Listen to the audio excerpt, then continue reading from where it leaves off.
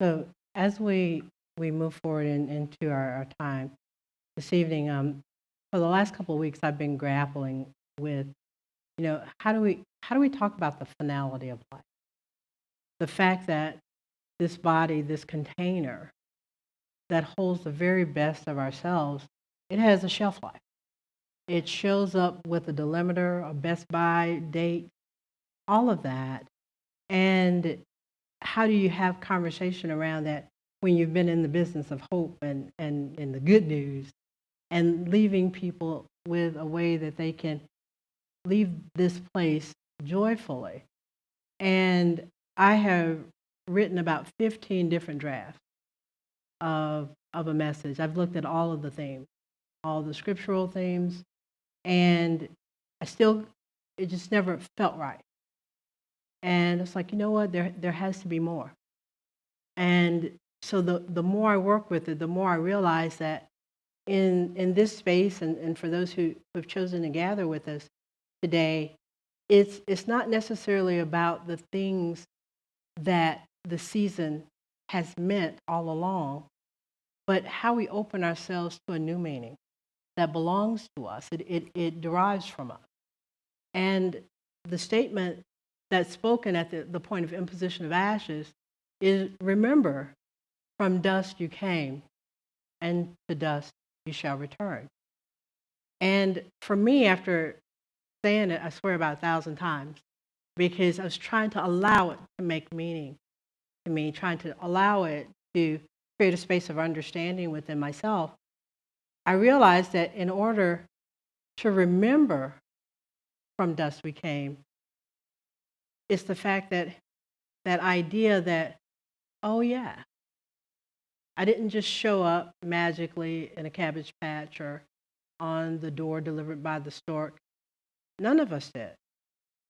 That there was, whether we believe in it theologically or scientifically, or however we approach the beginning of the beginning, we all came from, there's an element of dust that lives within us.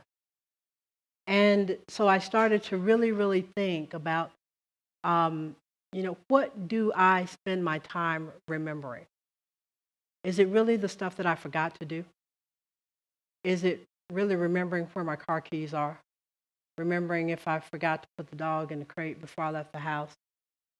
And I gave myself time on Sunday afternoon, on my way back from Delray Beach, to just remember and to be available to what came. And what I remembered is that today, if my mother were still with us, today would be her 92nd birthday. And what I remembered was the energy and the laughter and the antics that was present in the room at her last birthday. And in remembering that, I thought to myself, if I had known that that would be the last birthday that I spent with her, would I have bought a bigger cake? Would I have gotten bigger candles? Would I have gone into the back of the closet and pulled the leaf out so I could make the table bigger? Would we have invited more people? What would we have done? And by the time that I got home, I realized that nothing different other than been more present in those moments. And so this idea of remembering, it's a point of recall. When something is remembered, it's put back together. And so when we start to put back together those elements of our living, what do we see? What are we reminded of? And how will we take those reminders to be more available to that in the present moment? Because when we remember that from dust we came and to dust we're headed, is that statement enough to stop us in our tracks and for 40 days to live more fully, to love from the deepest places, to be willing to listen to the sound of the wind blow just because we can? Is it time that we would cherish with our children and with our family? Not just the things that we give up or take on, would we just be willing to be more of what was necessary in any given moment? And when I thought about this, I said, well, when I look at the Lenten season, every day I'm going to be present to the death of something and also be present to the birth and coming into being of that which will enrich my life from a greater standpoint. Ash Wednesday, for me, it reminds me of the front porch of the house that we grew up in. You couldn't get in the front door of the house without walking across that porch. But that porch was the place where we sat on Sunday afternoons. We listened to our grandmother tell stories. It was a place where history was transmitted. It was a place where when people drove by, they blew the horns, everybody waved. It was a place when the weather was just right and the watermelon was just sweet enough. That was a place where our family spent time. And so it has its own sacredness to it.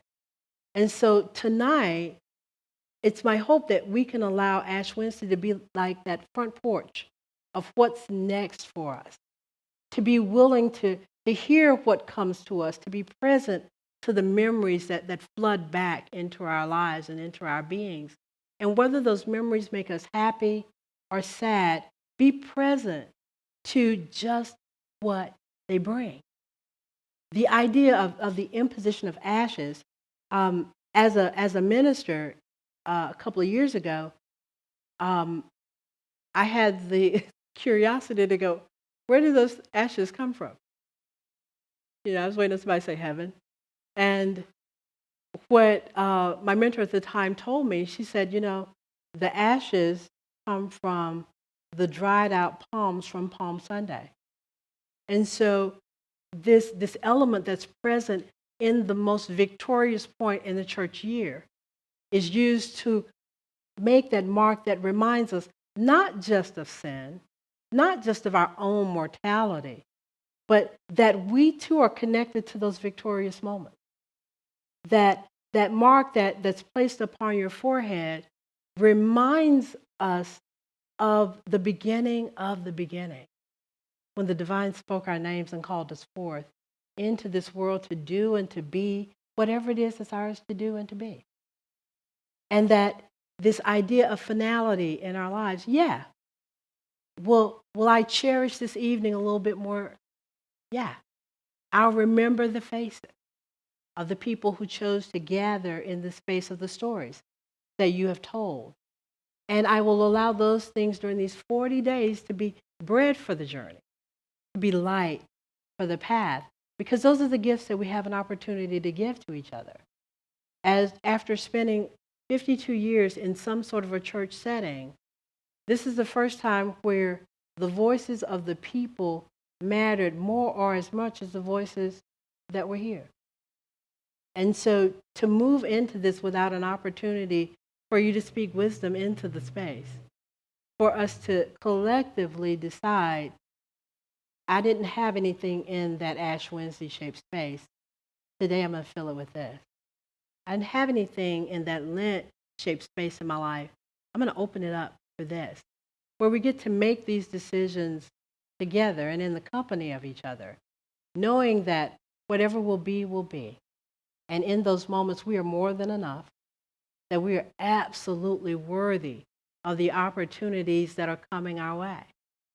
And so as we move into these different spaces, I mean, even for me, giving up control, I don't have my music stand, I don't have all my coolness, because none of it worked.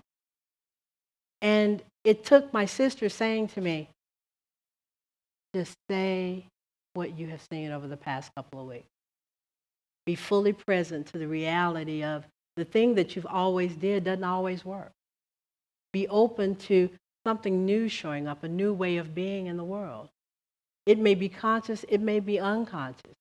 However it happens, be willing to be present to it and be willing to remember it. Remember your truth. Remember your life. Remember your name. Remember everything that is of you. I want to share with you all a reading as I draw to a close this evening. It's a reflection that's written by Jan Richardson, who's an artist and writer who does a lot with lectionaries and some of the sacred readings of the season.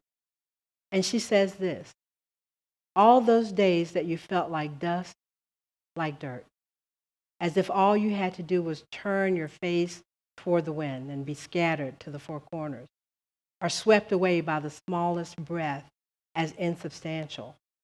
Did you know? Did you know what the Sacred One can do with the dust? This day, and this is the day, that we freely say that in some way our lives are scorched. This is the hour where we are marked by what has made it through the burning. This is the moment where we ask for the blessing that lives within the ancient ashes, that makes its home inside the soil of the sacred earth. So let us be marked not for sorrow, and let us be marked not for shame.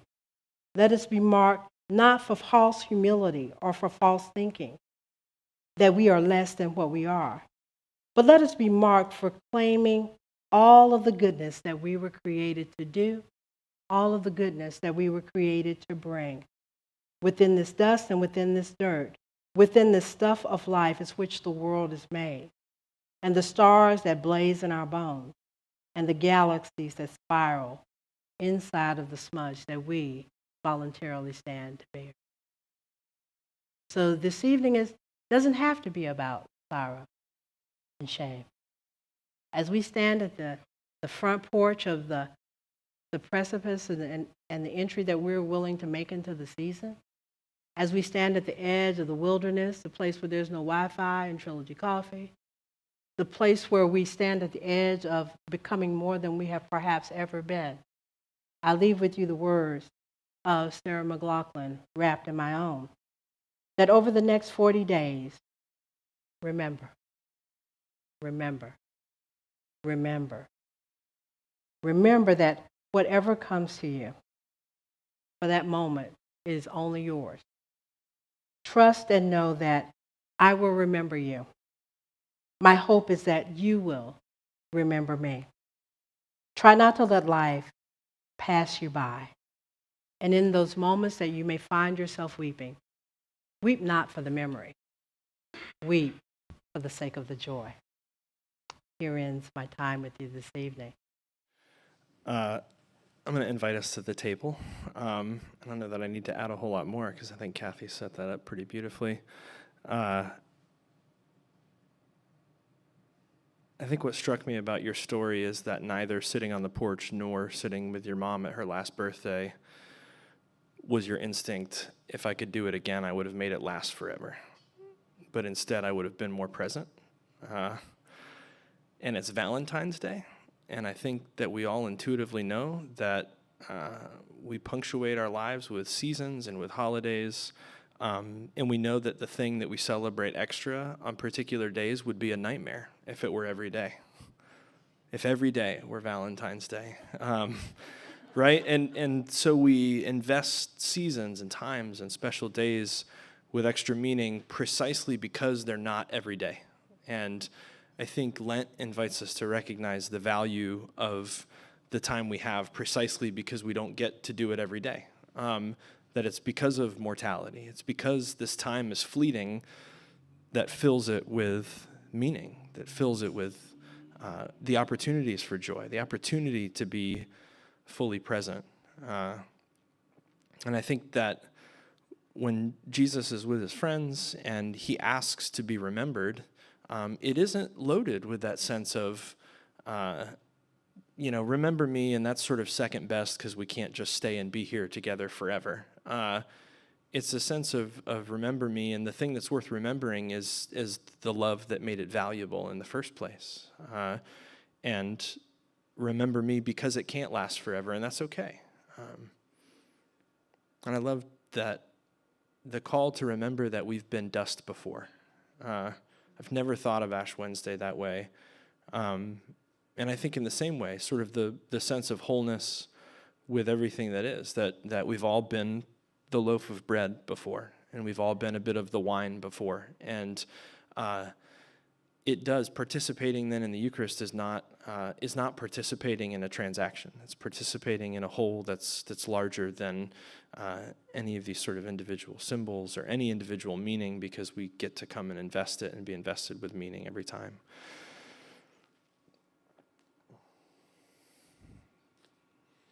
And so as we enter the Lenten season, we remember again the gift of mortality. That this is how we know and understand what is meant most deeply in the name of God, the humanity of God. The humanity of a God who is known most profoundly in body and in blood. A God who is known most profoundly in death, as in life. And so we set the table tonight without any sort of prescription for what it might mean for you, but we set the table to begin your 40 days, for you to receive meaning from them, to bring meaning to them in whatever way that's powerful, informative, and transformative for you. The table, as always, is open to us tonight, but it's open to all people, and no one will ever be turned away. If you'd like to come, you can come to Kathy first if you'd like the imposition of ashes, and she'll just put the ashes on your forehead and say, "From dust you come, and to dust you shall return." And then you can come and grab a piece of bread and dip it in the cup, and we'll have some music.